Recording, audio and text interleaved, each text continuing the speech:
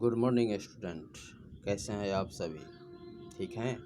देखिए, आज हम बात करते हैं इस वीडियो में क्लास 8 हिंदी 2 और अध्याय 3 का शेष भाग। अध्याय 3 नहीं, अध्याय 2 है। अध्याय 2 कौन सा चैप्टर था हम लोगों का? देखिए, वर्ण विचार। वर्ण विचार में मैंने कुछ बता दिया था और कुछ बाकी था, मैं उसको बता देता हूँ, उसके बाद मैं इसके अभ्यास में चलूँगा। तो देखिए, हम लोगों ने देख लिया था अद्भुत तक। अब आगे देखते हैं। अभी स्वर तंत्रियों में कंपन के आधार पर वर्णों के भेद। स्वर तंत्रिय मतलब वैसा तंत्र जिससे स्वर निकलता हो। देखिए, स्वर तंत्रियों में कंपन के आधार पर वर्णों के भेद बनाए गए हैं। कितने? 2 भेद, सघोष वर्ण, अघोष वर्ण। यहाँ पर देख लीजिए कि गले में स्वर तंत्र होता है, उच्चारण के समय इसमें कंपन, कांपना होता है। इसके आधार पर वर्णों के निम्नलिखित 2 भेद हैं, सघोष, अघोष। घोष मतलब होता है आवाज़ और अघोष मतलब कोई आवाज़ नहीं। सघोष वर्ण, जिस वर्ण के उच्चारण में हवा स्वर तंत्रिका से टकरा कर बाहर निकलती है और घर्षण पैदा होता है, उसे सघोष वर्ण कहते हैं। सभी स्वर, अब देखिए कौन कौन सा होता है। सभी स्वर प्रत्येक वर्ग का तीसरा, चौथा तथा पांचवा वर्ण, अंतःस्थ वर्ण और ह वर्ण सघोष ध्वनियाँ हैं। आपको ये सब अब याद आ जाना चाहिए। देखिए, प्रत्येक वर्ग का तीसरा मतलब कौन? क का तीसरा क्या होगा? ग। चौथा क्या होगा? घ। पांचवा क्या होगा? अंग। अंतःस्थ वर्ण कौन है? य, र, ल, व और ह अलग है, उस वर्ण में आता है ह। ठीक है। स्वर में देखिए अ, आ, ई बड़ी ई, उ बड़ी उ, री, ए, ऐ, ओ, औ। और व्यंजन में ग है, घ है, अंग है, ज है, झ है, य है, ड है, ढ है, बड़ी न। देख लीजिए स्वयं कुछ। ठीक है। देखिए 22 है। अघोष वर्ण में आते हैं कि जिस वर्ण के उच्चारण में स्वर तंत्रिका में कंपन नहीं होता, उसे अघोष वर्ण कहते हैं। अब कौन कौन होगा? प्रत्येक वर्ग का तीसरा, पहला और दूसरा वर्ण तथा स, तीनों स वर्ण अघोष ध्वनियाँ हैं। देखिए, व्यंजन में क, ख, च, छ, ठ, ट, ठ, त, थ, प, प, तालव्य से मूर्धन्य स 13 है। ठीक है। उच्चारण में लगे प्रयत्न की दृष्टि से व्यंजनों के भेद। अब देखिए, उच्चारण के समय सांस अथवा वायु की मात्रा के आधार पर व्यंजनों को 2 भागों में बांटा गया है, क्योंकि व्यंजन ही वैसा वर्ण है जिसको उच्चारण के लिए स्वर वर्ण की सहायता लेनी पड़ती है। अल्प प्राण, महाप्राण। प्राण का अर्थ क्या होता है? वायु। मतलब कि हम लोगों का श्वास से संबंधित यह व्यंजन वर्ण जो है, देखिए कितना अच्छा परिभाषा है कि अल्प प्राण व्यंजन। अल्प माने थोड़ा, प्राण मतलब वायु। जिन व्यंजनों के उच्चारण में कम समय तथा कम वायु की आवश्यकता होती है, वे अल्प प्राण व्यंजन कहलाते हैं। प्रत्येक वर्ग का पहला, तीसरा और पांचवा वर्ण तथा अंतःस्थ व्यंजन अल्प प्राण होते हैं। ठीक है। देखिए यहाँ पर लिखा हुआ है, आप लोग को याद करना होगा कि कौन कौन से वर्ण को किस नाम से जाना जाता है। ठीक है। देखिए, दूसरा है महाप्राण व्यंजन। जिन व्यंजनों के उच्चारण में समय तथा वायु अधिक मात्रा में व्यय होती है, खर्च होती है, वे महाप्राण व्यंजन कहलाते हैं। प्रत्येक वर्ग का दूसरा और चौथा व्यंजन तथा उष्म व्यंजन महाप्राण व्यंजन होते हैं। उष्म व्यंजन मतलब तीनों प्रकार का स और ह। अब आते हैं वर्णों का उच्चारण स्थान। मुख के जिस भाग से जो वर्ण बोला जाता है, वह भाग उस वर्ण का उच्चारण स्थान कहलाता है।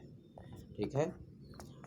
इन उच्चारण स्थानों के आधार पर व्यंजनों को निम्नलिखित 10 वर्गों में रखा गया है। कितने वर्गों में? 10 वर्ग। देखिए, घबराइए नहीं। कंठ्य, तालव्य, मूर्धन्य, दंत्य, ओष्ठ, दंतोष्ठ्य, स्वरतंत्र, नासिक, कंठ तालव्य, कंठोष्ठ। ध्यान दीजिए, मैंने एक बहुत पहले वीडियो बनाया था एक संधि का, जो कि हम लोग का अभी नेक्स्ट चैप्टर है। तो उस संधि में मैंने बताया था आप लोगों को कि संधि विच्छेद, दो शब्दों को, 2 वर्णों को मिलाना, तो आप उससे इसका फ़ायदा उठा सकते हैं। जैसे देखिए, कंठया, कंठ का बोध हो गया, तालव्य, तालु का बोध हो गया। ठीक है। दंतोष्ठ्य, दंत और ओष्ठ का बोध हो गया, मतलब दांत और ओठ का। तो कंठ्य में गले से इसका उच्चारण होगा।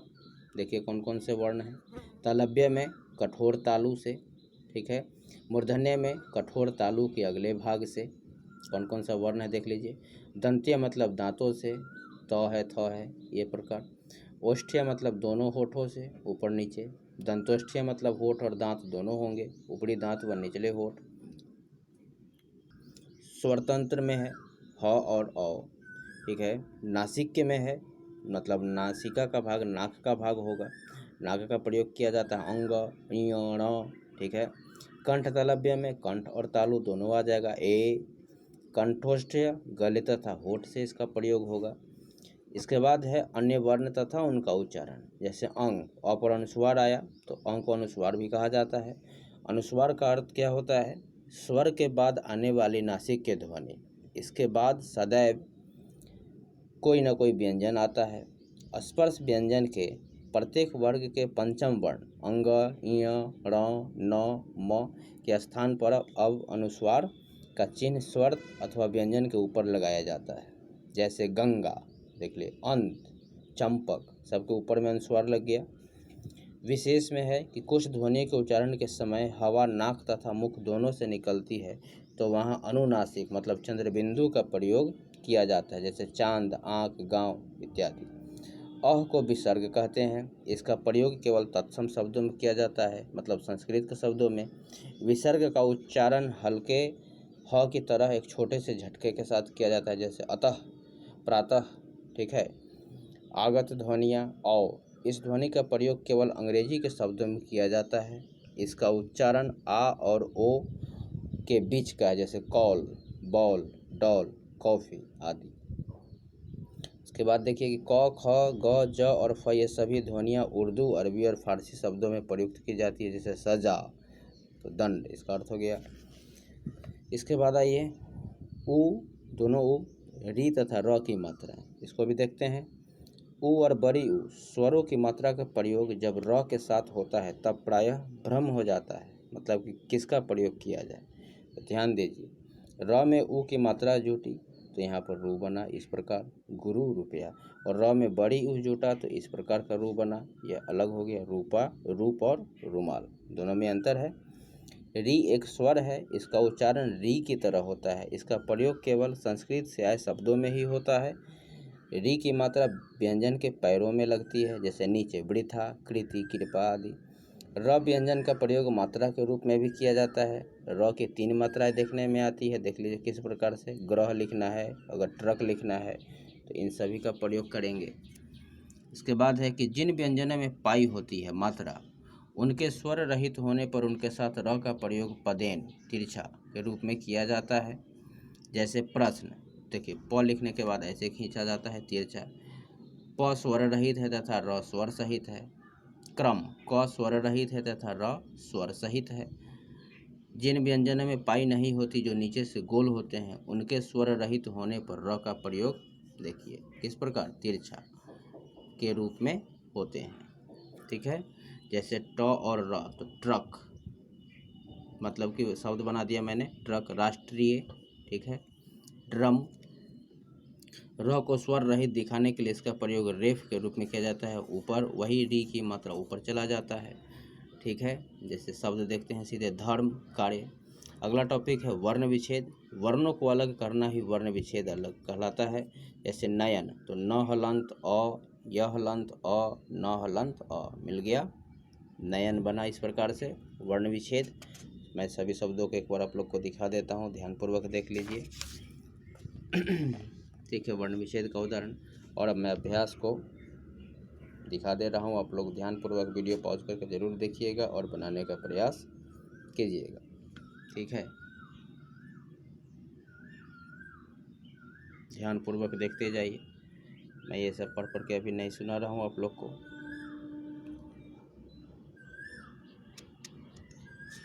स्वयं बनाने का प्रयास कीजिएगा, इससे आप लोग को प्रैक्टिस भी हो जाएगी। देखिए क और स है तो अक्षर बनेगा, इससे शब्द बनाने हैं, वर्ण विच्छेद करना है और सही और उत्तर बनाना है। सही है, निम्नलिखित में दीर्घ स्वर कौन है? आ है, ई है, अ है, उ है, तो क्या होगा? आ होगा। चलिए मिलते हैं हम लोग नेक्स्ट वीडियो में। अध्याय 4 शब्द विचार के संधि में, ठीक है, इस वीडियो के बाद। तब तक के लिए धन्यवाद।